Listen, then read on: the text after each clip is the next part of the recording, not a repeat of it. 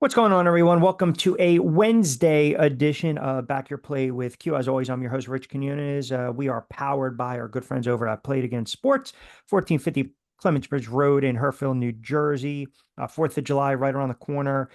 Tomorrow, actually, 4th of July weekend, they got some really discounted merchandise available as well. And also, don't forget our newest sponsor, Fresh Roasted Coffee. If you check out the link in the show notes, you will see the discounted promo code BYP20 or back your play for 20% off your first purchase. And with that, we continue our look around the NFL. Today, we'll break down the AFC East with our good friend, Lloyd Vance, host of Lloyd Vance's Insider Football on Sports Radio 1029 FM. The Game, Southwest Florida's newest game in town. My friend, how are you? Well, doing great, Keith. Thanks for having me back on. Well, appreciate it. And let's get right to it. AFC East, compelling division. I mentioned it yesterday on Middays with Q on 1029. You and I talked on BYP about the NFC North being compelling. I mentioned that I think you have three teams right now that are vying for supremacy in the AFC East: Buffalo, the Jets, the Miami Dolphins. I think the window of opportunity is slipping and closing for two out of those three teams, Buffalo and the Jets. I don't believe that's the case with Miami, but let's start with the aforementioned Bills, 11-6, bounced again in the playoffs, plus 165 to win their division. Their win total is 10. I believe even without Diggs, I think they have enough offensive weapons. They should get to that 10-11 win mark. Yeah, it's going to be interesting to see can they get back to that level and maintain it, as you were saying. They did give extensions to head coach Sean McDermott and general manager Brandon Beane, so they get that vote of confidence. We know some outlets were saying they may have been on the hot seat, but Mm-hmm. I firmly believe that they're in good standing with the Pegulia family that owns this team, and they're trying to move forward. They have Joe Brady as offensive coordinator. They're trying to work with him. He's now established there. They got rid of Ken Dorsey. That was kind of the thing last year that got this team going. So Yep. offensively, though, they get rid of Diggs, and that's a big loss for this team. And you wonder who's going to step up for them. They do have a Khalil Shakur, who had a pretty nice season out of the slot. They bring over Curtis Samuel from Washington. They draft Keon Coleman, who's going to be a key guy coming out of Florida State in the first round. So, trying to get some pieces there. Obviously, the offensive line's built around Deion Dawkins, and he did a nice job for them. Two of the best tight ends in the football on the same team. It's interesting. Dalton Kincaid and Dawson Knox, they're probably going to build an offense around them. Both of these guys are pass catchers. And Josh Allen, he is not running the ball as much. He's a little smarter in terms of taking hits. Still throws too many interceptions, in my opinion, but with his hero ball tactics sometimes. But he is the key to his team. He carries them. James Cook seems like he's ready to help him out as well. So I think they can get to this win total. But as you were saying, Q, this is a tough division, man. I think the Jets are going to be in the mix. Miami, they're going to be there as well. So I think the Bills will be right around that number. Defensively, we'll see what they have because they have their secondaries getting a little bit older. They had some guys leave there. Matt Milano, can he come back from injury? But I think they will hit that number. Yeah, I, If I, you I think they'll count barely beat it. Yeah, if you count the playoff loss to Kansas City, they were 6-7 in one-score games, including two overtime losses. So if you suggest they're a 12-win team, they only won 11. There's room for, I guess you can say, positive regression. I think they're underrated. And if anything, you look at Kansas City, they didn't have a true number one wide receiver, and they won the Super Bowl. So I like them to get to that 10 plus. You mentioned a little more competitive division. I think the biggest question mark in the division is going to be the health of one Aaron Rodgers. Now, the Jets right now over 9.5 minus 130, under 9.5 plus 110. So here we go again, right? 9, 10 wins. They won 7. They lose their quarterback 4 snaps in to win their division plus 185. You know what I think of Aaron Rodgers. You know what I think of this Jets offense, even with Aaron Rodgers coming off that injury. You know what I think of the head coach. I am not sold on the Jets. I think this is headed towards another disaster. I'm not implying, I'm not suggesting, I'm not trying to manifest Aaron Rodgers getting injured 4 offensive snaps into the season. But truth be told, so many outside noises and factors with this team, and this is it for Robert Saleh. And perhaps the GM and perhaps Aaron Rodgers. I mean, it's boom or bust right now. You've got to win a division, you've got to make a deep run in the playoffs, you've got Super Bowl aspirations. Anything less than that, you're going to be in trouble. Now, the defense is going to win them some games. Don't get me wrong. But I think they're going to be tested early in the season, and they come out of the gate 3-4, and Rodgers looks sluggish. He gets tweaked up. He's banged up. The offensive line is not holding up to form. It's going to be a long season for the Jets. Heads are going to roll, starting with the head coach and the GM. I'm going under with the New York Jets. I think they're an 8-win team at best. Yeah, Q, that's a tough number for them because, as you said, this is a boom or bust team, and they're built for this season. You know, Rodgers signs a 2-year deal. This is the back end of that 2-year deal, and he's bringing, they're bringing more older players that are trying to help them. You know, Mike Williams coming over from the LA Chargers at the receiver position. He only played 3 games last season. You do like Garrett Wilson, who's a young emerging receiver. To Ron Smith, we'll see what he has at the left tackle position coming over from Dallas. He did play, I think, 15, 16 games last year, but he had many injuries the years before that. So, um, you know, Rodgers, he's got to come back from that Achilles injury. Uh, I'm just not sure if he's able to do it. That win total, I'm probably right there with you, Q. I think they're going to probably be right around the 500 mark. I know it's 17 games, so yeah, I think probably 8, 9 wins maybe, but I don't think they beat that number. I do like Breece Hall a lot with this team and the defense that you were talking about. The defense had their problems last year. Obviously, the offense was not helping them, but defensively, they can get after some folks with Sauce Gardner and Quentin Williams and his brother. So, but they got a lot to clean up here, and I'm just not sure they're going to be able to do that in such a short piece of time. And he didn't show up for a lot of these mandatory all season workouts either, That's Aaron what I'm Rodgers. saying. I mean, you mentioned some of the offensive weapons, and let's not forget about Garrett Wilson, Brees Hall. They'll take that step forward as young, skilled position players, right? You look at some of the moves they made on the offensive line. Fashanu is probably going to start either at left tackle or right tackle, which is a good or bad thing. The defense is going to be stout. We know the defense is always going to make some plays, even though it's not a historically great defense. I don't trust the head coach. I don't trust the health of the quarterback. And you're right. You have to be all in. You can't be a little pregnant. You got to be all in. And coming off an injury, he needs to be all in. And we saw even last year, he wasn't all in. All the stuff dealing with McAfee and doing this and finding yourself and in the cave and out of the cave and all this stuff, I'm not feeling it. I like them to have a season in which they win 7 or 8 games. I'm going to hammer the under for plus 110. That leads us into the Miami Dolphins. Same situation, 9.5 minus 135, under plus 110. So juice. So you actually a little more profitable. But I think schedule matters for win totals. And if you look at the Miami Dolphins, what have they been able to do, right? 2022, 2023, hot, hot, hot, warm, warm, warm. So again, if they can get off to that fast start, 6-2, 7-3, they position themselves nicely. We don't know what the situation is going to be with the quarterback, Tua. Is he holding out? Does he want to get paid? Are they going to pay him? Does he get market value like the rest of these quarterbacks in the NFL? We know they can run the ball. We know they got wide receivers.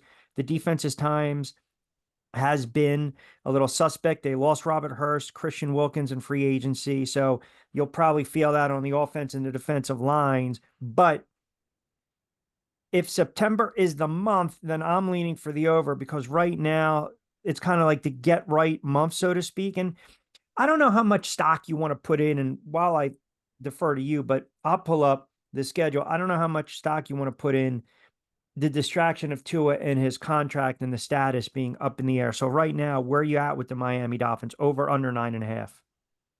Yeah, so I'm right around that number. I think they're 9-10 win team. A lot of firepower in this team. I just did my offensive rankings. I was talking about them on my show, and you just look at the Steph. offensive skill players that they assemble. You know, Waddle is their number 2 receiver. Tyreek Hill, maybe one of the best players out there. So explosive, can score all over the place, home run hitter. Uh, I know they bring in Odell, your old Giants guy, and we'll see how much he has left. For the Ravens, he was able to contribute a little bit. And Teron Armstead, one of the best offensive tackles out there. A lot of people don't talk about him. When he's healthy, he does a great job for him. Tua, obviously, the contract is going to be sitting out there. They're looking at what Trevor Lawrence just got. Is Yep. he worth that?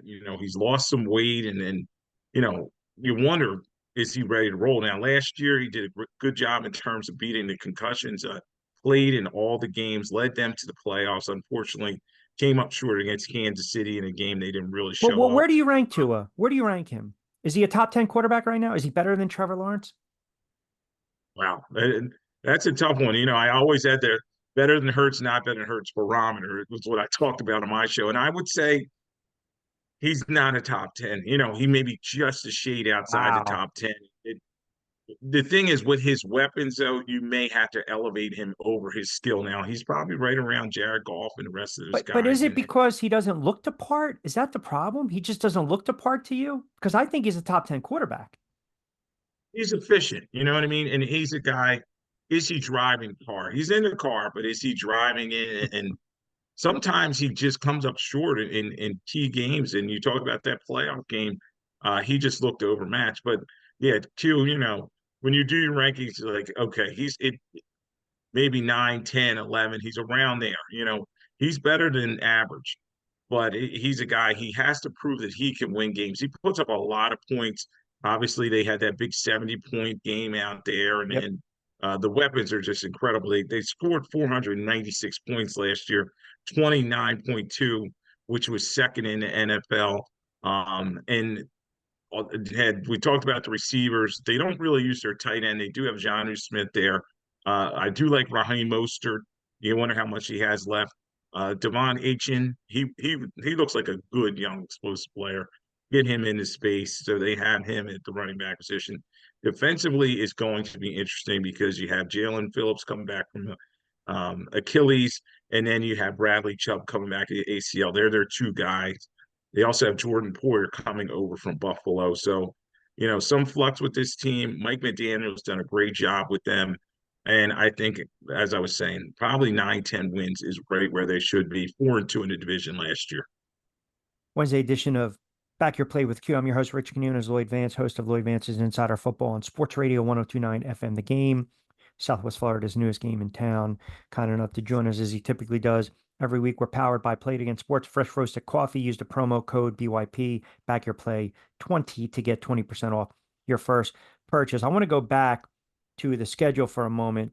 Jacksonville, Buffalo, Seattle, Tennessee, New England, Indianapolis, Arizona. So you got 1, 2, 3, 4, 5, 6, 7 games.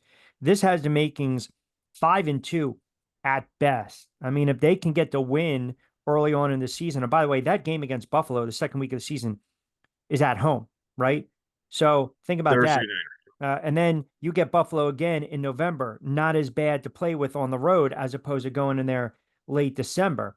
Last season, they had it on the line to avoid going to Kansas City, and Allen just ran wild. And you mentioned Tua didn't play well, but the conditions, everyone and their mother knew they weren't winning that game in Kansas City. That's why everyone was hammering the under. But I think if they can get to that 5-2, then they should be able to at least win, go 5-5 over their next 10 to get to that 10-win mark. I think they're going to compete with Buffalo, and I think Tua is going to get paid. I think he's a top 10 quarterback, but I just kind of wanted to bring that up when you look at the schedule, and that's why when you go to 2022, 2023, it reminds me of the Giants years ago under Coughlin. 6-2, 6-2, 7-1, 5-3. Good starts. Ultimately, they wilted. You got to keep Tua upright. Period. You got to keep them upright. So I'm looking at the Dolphins right now. I'm sprinkling a little bit on the Dolphins to win the division at plus 210. I like them to win 10 games. And that leads us to, I think, arguably one of the worst teams in the NFL, just from a coaching staff, a semblance of the coaching staff, and the roster construction. And that's New England, plus 2,700 to win the division. They were 4-13. They are going to be a 4 or 5 win team. And the first thing I'll say is look at the quarterback position, right? I mean, this is you've got a situation right now where you've got a veteran guy in Jacoby Brissett, the bridge. You and I talked a little bit about when we think we might see Drake May. I think if memory serves me correct, I mentioned maybe that Jacksonville game in London. Now you're talking a 1-5 team, 2-4 team. I'm hammering the under. I don't see any offensive weapons. I don't see anything I like from this team.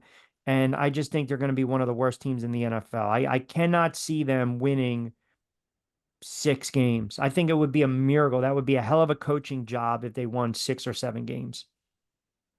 Yeah, Q, I would tend to agree with you. I don't think they reached that number. And when I did my offensive rankings of the units, you're right. The skill positions are just Belichick left, and he left the cupboard bare for these guys. Elliot Wolf's coming there as the general manager, and Gerard Mayo, good for him that he got the job, and this is a good opportunity for him. They bring over Alex Van Pelt, who's a good offensive coordinator. We'll see what he's able to do with this group. But KJ Osborne, Kendrick Bourne, Demario Douglas, Jalen Rieger. I mean, these are the guys we're talking about. Juju Smith-Schuster is probably the biggest name, but he's just not been the same guy since he left Pittsburgh. And the offensive lines had their issues as well. David Andrews at the center is a pretty solid player. But, Hunter Henry, like him at tight end. But quarterbacks are going to be interesting. Jacoby Brissett coming in, the veteran guy. He's going to hold the fort down. We know he's been there before, starting for Tom Brady during Deflategate. But I think eventually Drake May will get his opportunities, as you said, by week 5, 6. They'll say, all right, let's turn the page, give this kid the opportunity. Ramondre Stevenson did get his contract, 4 years, $36 million extension. Defensively, Matthew Judon's coming back for them from injury. It's key guy. And their defense actually can play with a lot of teams. They're going to keep them in games. Guys like Christian Gonzalez is a good young player, but offensively, this team is That's just the going to problem. struggle. That's the problem. And I agree with you. I think they're going to be downtrodden. And the schedule doesn't help. They're playing 7 games against playoff Lloyd, let me ask teams. you this. Not to cut you off, my friend, but where do you Sure. see them favored, right? They open against Cincinnati on the road. They're not going to be favored. At home against Yeah. Seattle, they're not going to be favored. On the road against the Jets in San Francisco, they're not going to be favored. At home against Miami and Houston, they're not going to be favored. London, Jacksonville, they're not going to be favored. Against the Jets, they're not going to be favored. Are they going to be favored on the road against Tennessee with a rookie quarterback? No. Are they going to be favored on the road against Chicago? They might not be favored for the first 10, 11, 12 games of the NFL season, which is absolutely unheard of. It's ludicrous. I think they're in store to position themselves for the number 1 draft pick. And I think the Giants are going to be right in line with them, which we'll get to in another day. But I can see both those teams struggling mightily. But New England, I just don't like how the roster's been assembled offensively. They got nada. They got zilch. They got nyet. They got nothing. Yeah, and Robert Kraft, I know he's given patience to this new group because they were there in place, Wolf and Mayo before, but they just got an uphill time, and it's crazy, as you were saying, that this schedule. I'm, maybe favored against Chicago week 10. Uh, they're at Arizona week 15. Maybe they could get some wins here, but trying to get to 6 is going to be very hard for this team. And you're right. I firmly believe they're going to be in contention for that number 1 pick. And they seem to already have their quarterback, so it won't be Beck, it won't be Shador Sanders, but maybe they'll be looking somewhere else to help this team out. Receivers seem to be, a new flavor in NFL. Maybe they'll get the new best young receiver coming out of draft next year. Yeah, I am curious before I let you get out of here. Did you watch? I mean, the Giants are so bad, they only get 45 minutes for Hard Knocks, not a full hour. I watched it because you knew I was going to watch it, but I'm listening to the GM saying he doesn't listen to sports talk radio. That's a crock. We know that's a crock. But more importantly, talking about, well, Patrick Mahomes couldn't succeed behind this offensive line. Who the hell drafted these guys? I mean, it's just, talking about Saquon and losing Saquon. What's the identity going to be of the team? I mean, it's just, are you upgrading offensive line? That's why I hate, I'm enthralled by that. But as a fan, I hate watching stuff like this because then you can really see the true legit incompetence shine through. And I just, I don't know if you watched it. I don't know what your initial thoughts were, but it's just like, come on, man. You're sitting there. If if you're building the car and you forget to put the engine in, and then you drive it, and you sit there and you try to blame me, and I say, well, it wasn't me. Yeah, I'm the one that didn't put the engine in. I built it. I didn't put the engine in. The GM's talking about an offensive line that he basically and Gettleman, to be fair, but they're trying to build. He's been building, so that falls on him, and it's just. Yeah, and Joe Shane is the architect of that team, and you're right. They keep drafting over and over again the offensive line, and Dayball's firmly. It's crazy. He was coach of the year. Now he's on the hot seat, and they're another team kind of devoid of talent. In terms of the key playmakers, and it's going to be tough for them. But the thing is, with Hard Knocks Q, they're going to have the offseason one with the Giants. training camp with the Bears, and then you're going to have in season with all four AFC North teams. So is it overkill? Yes. And I always say with these shows, they're just not giving you a lot anymore. It's like kind of like the same storylines over and over But you again. almost say And too I much and yeah, embarrass yourself. You're talking about the identity of a team losing a running back, and you got a 40 million quarterback, $40 million a year quarterback that can't stay healthy. Like, what are yeah. we doing, And, man? and they Go. paid him. Yeah. Who you telling? Don't forget every Monday at 8 o'clock on Sports Radio 1029 FM, the game, Southwest Florida's newest game in town, part of Broad Street South. You can catch Lloyd Vance, host of Lloyd Vance's Insider Football, 8 to 9. The guys do a fantastic job. Give him a follow on X as well at Lloyd Vance. He's going to contribute a ton of NFL content on BYP as well as Middays with Q as we take a look at the AFCs from our good friends over at Plate Against Sports and fresh roasted coffee. Another division in the books. Always appreciate it, my friend. Any plans for the fourth? I just have some family time and then get ready for training camp. Yeah, tell your family too. Don't take it personal when I wreck on the Eagles during the season. I mean, it's we had Uh, that conversation. I just let them know. Tell them Q wishes you a happy fourth, but the Eagles are still going to suck this year, even though we know that's not going to be the case. well, they say you're a Giants homer, you know. Hey, It's I mean, usually the Eagles fans versus the Cowboys fans in my yeah. family function. It's Well, at crazy. least they know I'm somewhat objective. So, but always appreciate you jumping on BYP, my friend. Thank you. All right, Q.